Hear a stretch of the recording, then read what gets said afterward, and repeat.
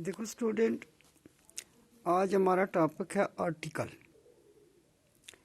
अब इसमें इसकी डेफिनेशन है, there are 3 articles in English language.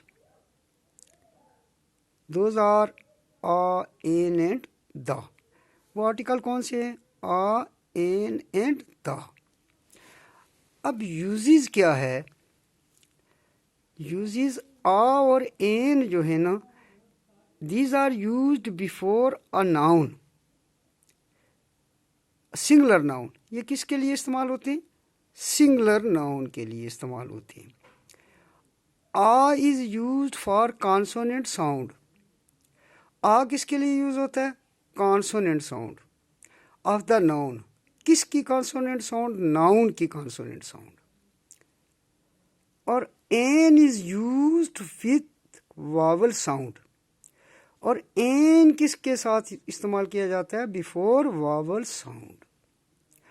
अब हमारे बच्चों को ये पता नहीं कि वावल साउंड और कॉन्सोनेंट साउंड क्या होती है।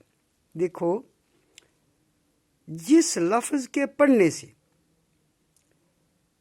अलिफ ज़बर आ की आवाज़ आ जाए, जिस नाउन, लफ्ज माफ़ करना, लफ्ज नहीं, noun, the article a and an are used before noun. ये याद रखने की बात है कि आर्टिकल आ और एन एक तो सिंगुलर चीज के लिए लगेंगे, दूसरा बिफोर नाउन, इसम से पहले लगते हैं। तो जिस नाउन के पढ़ने से किसकी आवाज़ आए? अलिफ ज़बर आ, यानी आ की आवाज़ आए, तो हम उसको देख लेते हैं कि उसमें किसकी आवाज़ है? वावल साउंड होती है। जैसे एक छोटी सी मिसाल है, ऑरेंज। ऑरेंज इस लफ्ज़ को पढ़ने से आवाज़ की किसकी आती है? अलिफ ज़बर आ की आवाज़ आती है। तो इससे पहले एन आता है, एन ऑरेंज। आप देखें कि यूनिवर्सिटी, इसको पढ़ने से ही, इसको पढ़ने से ये की आवाज़ आती है, तो इससे पहले आ आता है। मगर हम गलती क्या करते हैं कि लफ्ज़ का पहला हर्फ अगर वावल आ जाए तो हम एन लगाते हैं, जो कि बिल्कुल गलत है। आप खुद देखें, यूनिवर्सिटी में पहला हर्फ यू आया है, लेकिन इसकी आवाज़ ये से आती है, तो इससे पहले आता है।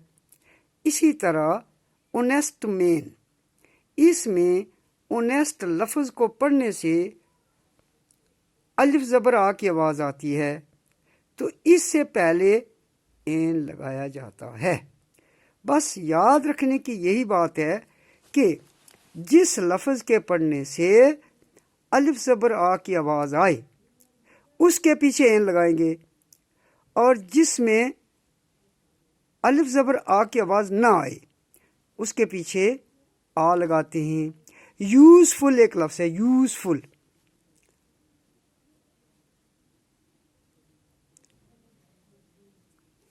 यूज़फुल लफ्ज़ को जब हम पढ़ते हैं तो ठीक है, यू वावल आ गया, लेकिन आवाज़ किसकी है?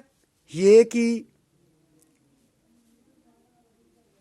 तो आप खुद फैसला करो, इसमें वावल साउंड नहीं है, तो अगर इसमें वावल साउंड नहीं है तो आप क्या लगाओगे? आ यूज़फुल। क्या लगाएंगे? आ यूज़फुल। क्यों? यू ठीक है, वावल मानता हूं, यू वावल है, लेकिन साउंड किसकी है? कॉन्सोनेंट। कॉन्सोनेंट साउंड अगर किसी नाउन के पढ़ने से आ जाए तो उसके पीछे क्या लगाती हैं? आ। और अगर वावल साउंड पहचाननी है, पहले सबसे पहले we shall recognise, we shall trace out the vowel sound. Vowel sound क्या है? बस एक ही मेरा कंसेप्ट आप याद रखें कि जिस नाउन के पढ़ने से अलिफ की आवाज़ निकले। अब देखिए, चेयर नाउन है, लेकिन इसमें चे की आवाज़ है, तो आ चेयर आएगा। Over, H O U R, over. ठीक है, एच कॉन्सोनेंट है, लेकिन साउंड किसकी है? आ, अलिफ ज़बर आ की आवाज़ आई। अगर आप यही اس کے پیچھے این لگے گا. کیوں؟ کہ اس کی ساؤنڈ کیا ہے؟ واول ساؤنڈ ہے.